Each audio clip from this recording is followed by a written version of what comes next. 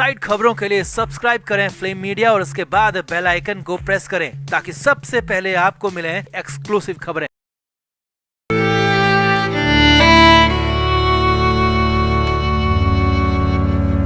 एक वायरस लाखों करोड़ों लोगों की जान का दुश्मन बना हुआ है। ऑक्सीजन, वेंटिलेटर और अस्पताल में बेड मिलने की जंग इस वक्त सबसे बड़ी जंग है। अपनों को आंखों के सामने मरते देखना पड़ रहा है, सांसों के लिए लड़ते देखना पड़ रहा है। ये वायरस ना अमीर देख रहा है ना गरीब, बस यमराज बनकर घूम रहा है।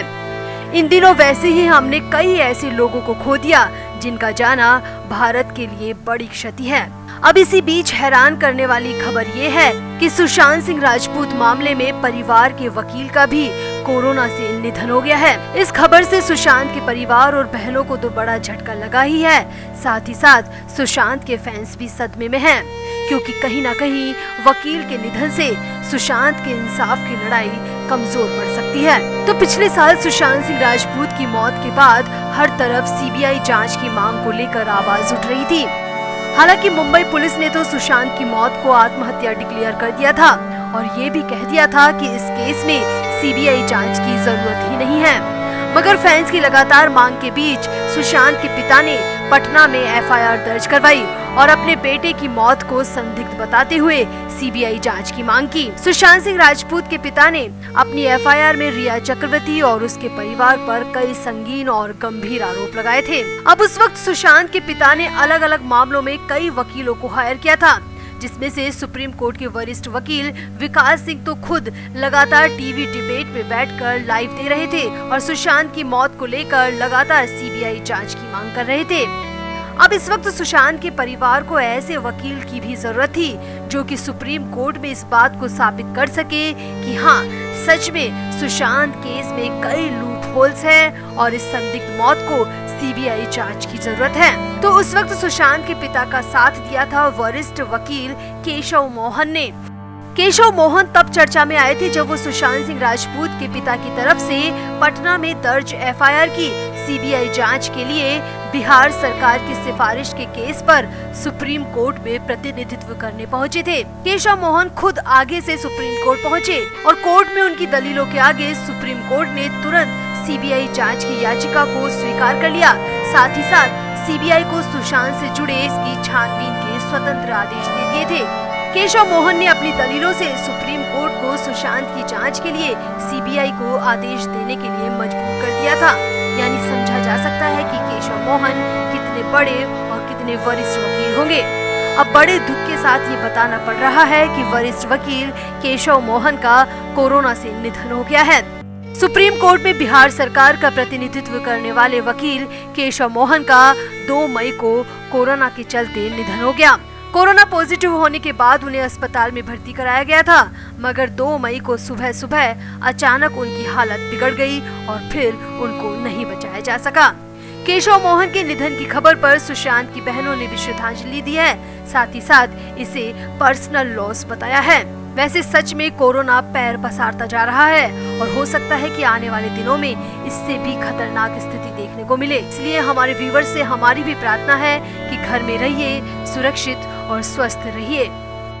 तो हाईकोर्ट में डाली गई पिटीशन में सुशांत के पिता के सिंह का कहना है कि उनके बेटे के जीवन पर बन रही फिल्म मौलिक अधिकारों का हनन है। सुशांत के पिता ने अपनी याचिका में कहा है कि इस फिल्म को बनाने से पहले सुशांत के परिवार की मंजूरी नहीं ली गई है। वहीं सुशांत के वकील विकास सिंह ने तो बेहद चौंकाने वाला बयान रिया चक्रवर्ती को लेकर दे दिया। पहले तो विकास सिंह ने कहा कि इस फिल्म में सुशांत की गलत छवि पेश करने की कोशिश की जा रही है। वकील विकास सिंह ने कहा कि अभी केस चल रहा है, ऐसे में फिल्म का आना केस के लिहाज से बिल्कुल भी ठीक नहीं है। ऐसी मनगढ़ंत फिल्म की वजह से केस के गवाह प्रभावित हो सकते हैं और केस की दिशा भी भटक सकती है। सुशांत के पिता के वकील ने कहा, आम जनता के बीच इस फिल्म के जरिए धारणा को बदलने की कोशिश भी की जा रही है, जो कि बेहद घिनौनी है। अब आगे सुनिए कि वकील विकास सिंह ने क्या कहा। तो वकील विकास सिंह बोले, ये सब काम उन लोगों ने ही किया है जिन पर सुशांत सिंह राजपूत को मारने का आरोप है। जी हाँ, वकील विकास सिंह की माने तो सुशांत पर बन रही फिल्मों के पीछे उन्हीं लोगों का हाथ है जिन्होंने सुशांत की जिंदगी को छीन लिया और सुशांत को मौत दे दी।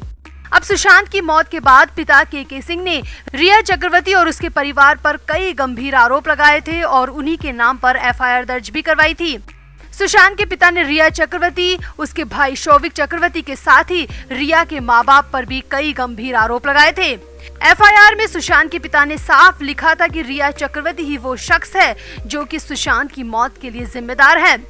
अब वकील विकास सिंह का कहना है कि जो लोग सुशांत की मौत का कारण हैं, वो ही ऐसी फिल्में जानबूझकर बनवा रहे हैं, साजिश के तहत बनवा रहे हैं। अब वकील विकास सिंह की बातों को गहराई से समझे तो ये चाल बेहद गहरी है। रिया चक्रवर्ती का तो वो मादा नहीं है कि वो फिल्म बनाने के लिए किसी को पैसा दे सके। मतलब रिया के पीछे कुछ लोग ऐसे हैं जो कि सुशांत की छवि को खराब करने के लिए फिल्मों के पीछे पैसा लगा रहे हैं। वैसे हमने तो पहले भी आपको इस बात की आशंका जाहिर की थी और अब तो वकील विकास सिंह ने इस आशंका पर पूरी तरह मुहर लगा दी। मतलब रिया चक्रवर्ती और उसके पीछे के गैंगबाजों ने ना तो सुशांत को चैन से जीने दिया और ना ही मरने दिया, और अब मरने के बाद भी इन लोगों की साजिशें खत्म नहीं हो रही हैं। तो वकील विकास सिंह के इस बयान से आप कितना सहमत हैं? कमेंट जरूर करें और वीडियो को भी शेयर करें।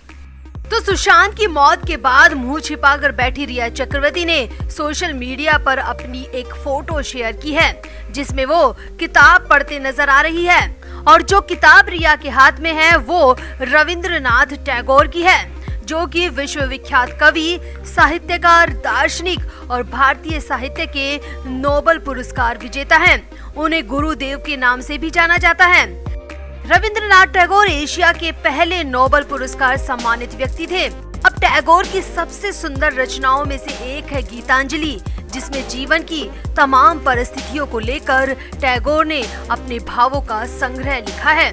अब हैरानी की बात देखिए, रिया चक्रवर्ती ने अपनी फोटो के साथ हाथ में गीतांजलि किताब को लेकर पोस्ट शेयर की है, जो कि अपने आप में बेहद मजाकिया लग रहा है, क्योंकि रिया चक्रवर्ती जैसी लड़की के हाथ में गीतांजलि बिल्कुल भी शोभा नहीं देती। रिया चक्रवर्ती ने इस पोस्ट के साथ अंग्रेजी में रविंद्रनाथ टैगोर का विचार भी साझा किया है।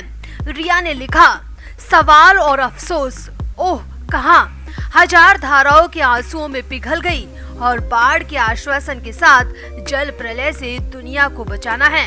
मैं हूँ रविंद्रनाथ टैगोर, गीतांजलि। इसके साथ रिया ने #कीपिंग द फेथ लिखा है, जिसका मतलब है विश्वास बरकरार रखें। अब रिया की ये पोस्ट देखकर तो सोशल मीडिया पर कमेंट्स की बाढ़ आ गई। जहां एक तरफ फेक इंस्टाग्राम अकाउंट से रिया के सपोर्ट में कमेंट आए, तो वहीं सुशांत सिंह राजपूत के रियल फैंस ने रिया चक्रवर्ती की क्लास लगा दी। एक फैन ने लिखा, ये देखो ड्रामा करने आ गई है सिंपैथी के लिए। वहीं एक फैन ने लिखा, इनका चेहरा देखते ही मुझे उल्टी आती है। वहीं एक और सुशांत के फैन ने लिखा, किताब उल्टी पकड़ी है, ज्ञान हमें मत दो। वहीं एक और सुशांत के फैन ने तो फेक अकाउंट से कमेंट करने वालों की क्लास लगा दी। कहने का मतलब ये है कि रिया चक्रवर्ती को लेकर फैंस की नफरत कम नहीं हुई है। भले ही रिया अफसोस की बात करे, मगर इससे रिया के पाप कम नहीं होंगे। रिया गीतांजलि जैसी किताब हाथ में लेकर फोटो खिंचवाने की कितनी भी नौटंकी कर ले, मगर इससे रिया के कर्म कम नहीं होंगे। और रिया किस फेथ की बात कर रही है? फेथ तो सुशांत ने रिया पर किया था।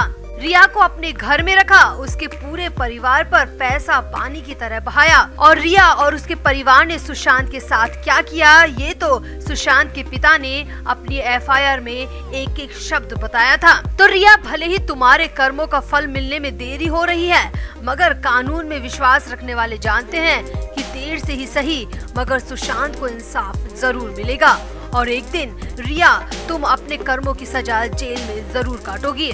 तो रिया चक्रवर्ती की इस नई नौटंकी पर आपका क्या कहना है? कमेंट जरूर करें और वीडियो को भी शेयर करें।